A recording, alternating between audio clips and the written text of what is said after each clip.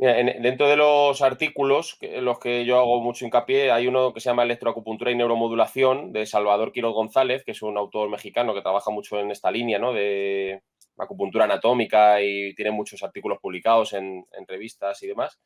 Eh, y habla de el barrido de frecuencias, el actuar sobre baja, media y alta frecuencia libera más tipo de opiáceos endógenos que si solo nos quedamos en baja o en alta frecuencia. Al final, los opiáceos endógenos es el mecanismo fundamental por el que activamos las vías descendentes del dolor, las endorfinas, las encefalinas, las dinorfinas, que son sustancias endógenas que modulan el dolor, ¿no?, que disimulan, entre comillas, el dolor. Entonces, si hacemos ese barrido de frecuencia, liberamos más tipo de opiáceos endógenos que si solo nos quedamos en baja o en alta. Aparte, también la idea es provocar un pequeño bombardeo al sistema nervioso central. Sería como un reset, por así decirlo, de algo que está funcionando mal. Yo lo comparo mucho con lo que se habla en PNI, en psiconeuroinmunología, de hormesis, ¿no? Provocar un pequeño estrés al cuerpo, estrés agudo de corta duración, un bombardeo, para que a partir de ahí haya un mejor funcionamiento en los diferentes ejes corporales, en este caso pues a través de aguja y del sistema nervioso central y periférico. Y es especialmente, yo lo hago sobre todo, la verdad es que lo hago casi siempre, sobre todo en la zona del síntoma y sobre todo en los nervios motores. También hay gente ya que habla, ¿no?, en los aparatos nuevos de EPTE, y el grupo de NMP habla de LTP y LTD, ¿no? LTP es potenciación a largo plazo, cuando queremos actuar sobre la fibra beta, y LTD es cuando queremos depresión a largo plazo, cuando queremos actuar sobre la fibra C.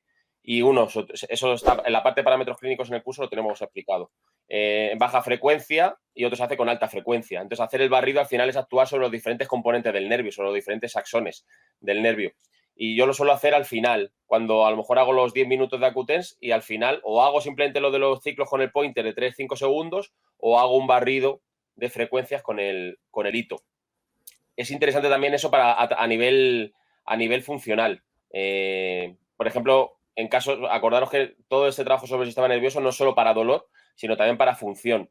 Entonces, si por ejemplo tienes una subluxación repetida de hombro, o disquinesia escapular, y quieres trabajar a nivel mejorar, nosotros cuando trabajamos un nervio periférico estamos mejorando la representación de esa zona periférica en la corteza somatosensorial. Entonces, hacer ese barrido mejoras a nivel funcional. Trabajas diferentes patrones musculares, estás provocando un input propioceptivo. Al final es un trabajo propioceptivo sobre el sistema nervioso. De hecho, es un trabajo que se podría hacer como preventivo incluso. No tenemos mucha conciencia aquí en España de no me pasa nada, pero voy a que me pongan unas agujas y me pongan corriente, pero realmente cada vez, sobre todo en deporte de élite, se utiliza mucho como propioceptivo, como readaptación, como prevención de lesiones. Entonces, en esa parte el barrido es muy interesante para provocar, porque con los diferentes tipos de frecuencia vamos a reclutar diferentes grupos musculares, y dentro del mismo grupo muscular diferentes patrones.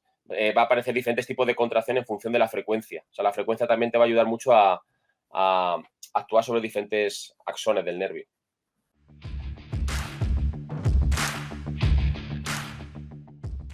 Bueno, a ver, lo bueno de la neuromodulación y del enfoque, o sea, como sea la técnica, sea neuromodulación, sea electroneuroacupuntura y demás, es que al poner el foco sobre el nervio nos da un poco igual, no es que nos da igual, pero es más secundario la etiqueta. O sea, que trataríamos en principio, el razonamiento va a ser muy similar, sea hombro congelado, o sea periartritis escapolumeral, o sea tendinosis del supraespinoso.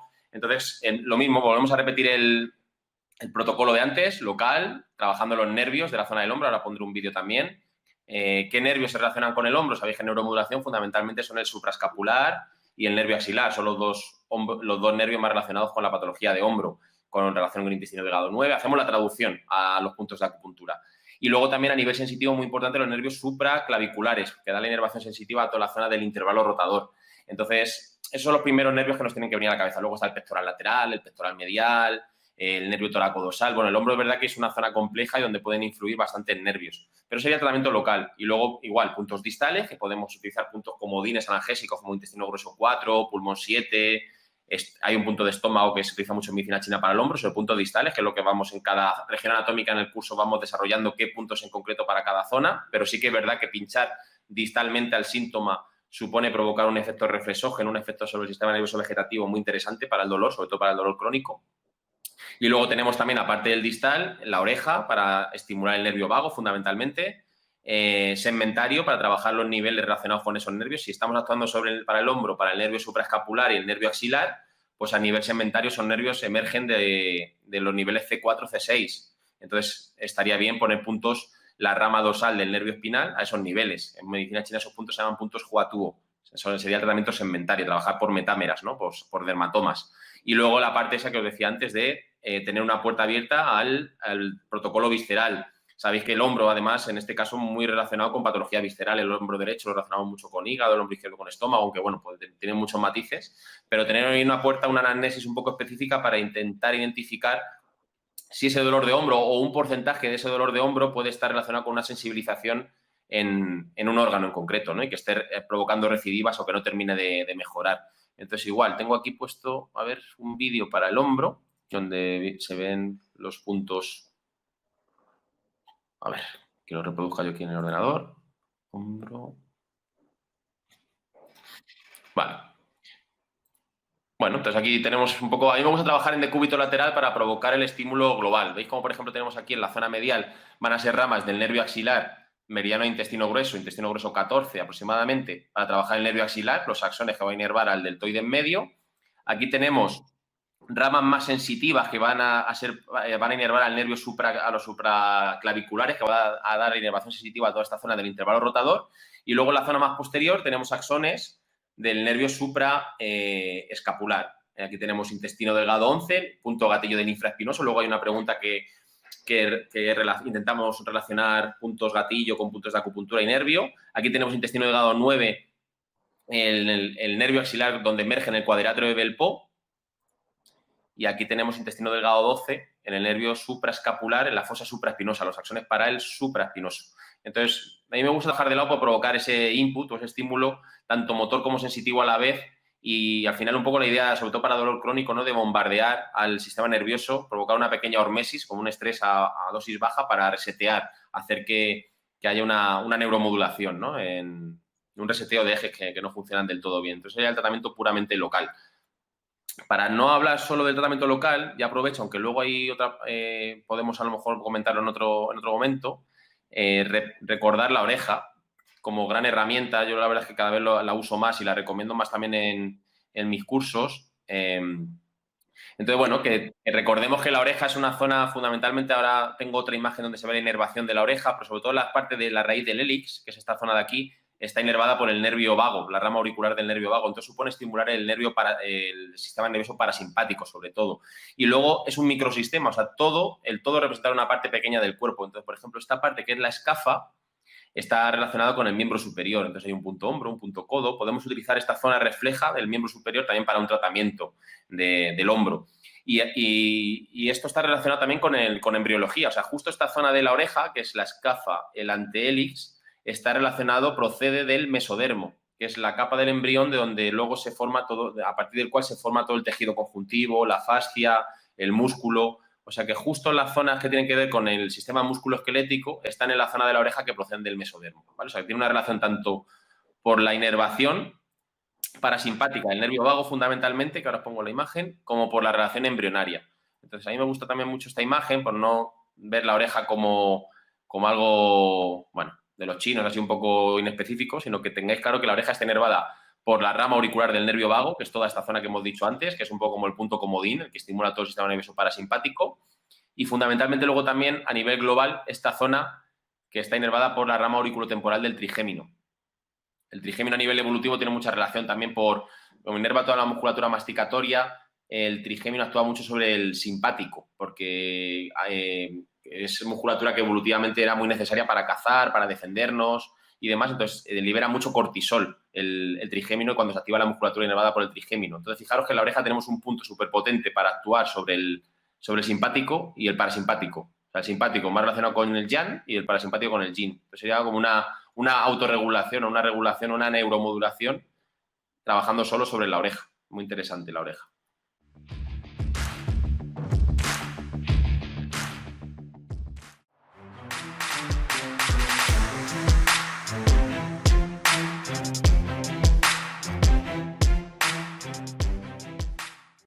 Vale, las ciatalgias son muy interesantes, pues sobre todo porque es un motivo de consulta muy frecuente. Y bueno, el tratamiento lo que haríamos primero sería trabajar a nivel lumbar, hay un triángulo que se utiliza mucho en medicina tradicional china, que nos vamos a niveles L2, L3 y trabajamos justamente a nivel lumbar. Y luego me gusta mucho trabajar el ciático a nivel segmentario. Vamos a ver, tengo aquí también un vídeo preparado. A nivel segmentario, aproximadamente a nivel de S2. Sabéis que el ciático se origina a niveles L4, S2, S3. Y trabajar a nivel segmentario el ciático es muy interesante para trabajar todos los axones del ciático antes de dividirse. Entonces, a ver. Aquí está.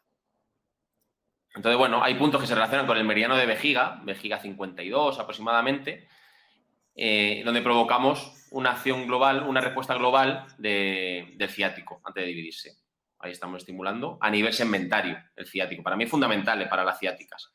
¿Vale? Entonces trabajaríamos, ahora pongo una imagen del triangulito que os he dicho a nivel lumbar, porque trabajaríamos también a estos niveles para normalizar la zona lumbar, que también tiene relación con en medicina china con el elemento agua, es muy interesante trabajarlo, aunque no sea justo la zona del síntoma. Entonces hay puntos concretos. Aquí tengo una imagen preparada. A ver, aquí. A ver. Ahí está. Bueno, aquí tenemos vejiga 23, que está a la altura de L2, con un punto interespinoso, que es Dumai 4 y vejiga 23. Esto en medicina china se llama la línea del agua, porque son puntos que se relacionan con el riñón. Y el riñón en medicina china gobierna todas las lumbares. Se relaciona con las lumbares. Entonces, independientemente de que sea un dolor solo lumbar o un dolor lumbar irradiado, lumbociática, se pinchan, ¿vale? Entonces, además, estos niveles, este punto que es vejiga 23, si lo pinchamos con aguja larga, siguiendo la línea de la espina ilíaca posterior superior, podemos trabajar cuadrado lumbar y en profundidad el psoas. Entonces, trabajar el psoas supone también trabajar todo el plexo lumbar. Entonces, fijaros que aquí trabajaríamos cuadrado lumbar, psoas, plexo lumbar, y en el punto que hemos visto antes, a nivel segmentario sacro, trabajaríamos todo el plexo sacro, que fundamentalmente es el ciático, pero también tiene ramas de los cruneales, del nervio glúteo superior. Entonces, bueno, el triangulito lumbar me gusta porque trabajamos a nivel cuadrado lumbar, psoas, articulación sacroiliaca y aneliato sacrocosigio. No hay que poner todos, pero sí que es un triangulito que se forma y que sirve para trabajar la zona lumbar, un tratamiento muy utilizado en medicina tradicional china. Y luego lo que hacemos es seguir la irradiación, que es una irradiación totalmente posterior, nivel segmentario normalmente cuando hay afectación, niveles segmentarios S1, S2, pues nos vamos al meridiano de vejiga. Hay un meridiano en medicina china que es vejiga, que es el meridiano que va totalmente posterior. Y fijaros la relación que tiene con el nervio ciático. Antes de dividirse, el ciático sabéis que se divide un poquito por encima del hueco popliteo, pero lo que hacemos es seguir, si la irradiación fuera posterior, pues pondríamos puntos de vejiga, siguiendo el recorrido de la irradiación. Si la irradiación es más lateral, que se va más por la zona del vasto externo y demás, pues hay otro meridiano que es el que va totalmente por la línea lateral del cuerpo, que es vesícula biliar. Entonces me voy al meridiano de vesícula biliar, conoceré los puntos, conoceré con qué nervio se relaciona, con el nervio ciático femoral aquí, con el nervio peroneo superficial, con ramas cutáneas del nervio peroneo superficial y seguiré el recorrido de la irradiación. Lo llame vesícula biliar 39 o lo llame peroneo superficial, ¿vale? Pero tengo que seguir esa irradiación. Aquí estaría ya normalmente afectación de niveles L5, S1. Y si el nivel de afectación a nivel discal o segmentario es más alto, a nivel L4, pues, y la irradiación es más anterolateral, se viene un poquito hacia adelante el dolor, pues seguimos un meridiano que es el meridiano de estómago, que se relaciona más con el nervio peroneo profundo. Entonces podríamos poner puntos en la zona del tibial anterior. Aquí sería un poquito más pequeño, pero bueno, amplio aquí. Ahí está. Todo por el vasto externo, la zona del tibial anterior, peroneo profundo, incluso a nivel interdigital. O sea, al final es un tratamiento como compartido, por así decirlo, a nivel lumbar y a nivel sacro. Acordaros del tratamiento segmentario a nivel sacro del ciático y luego seguir la irradiación del dolor. Si es totalmente posterior, meridiano de vejiga. Si es lateral, meridiano de vesícula biliar. Y si es anterolateral, meridiano de estómago. Y en cada caso hago una relación entre punto de acupuntura y nervio. Muy bien. Y luego también, pues soy un poco pesado con la auriculoterapia, pero es que la uso mucho. Vuelvo a poner. Parece que cada vez que ponga la imagen de la oreja me llevo comisión, pero no. Es que la uso mucho. Y es algo muy sencillo, realmente.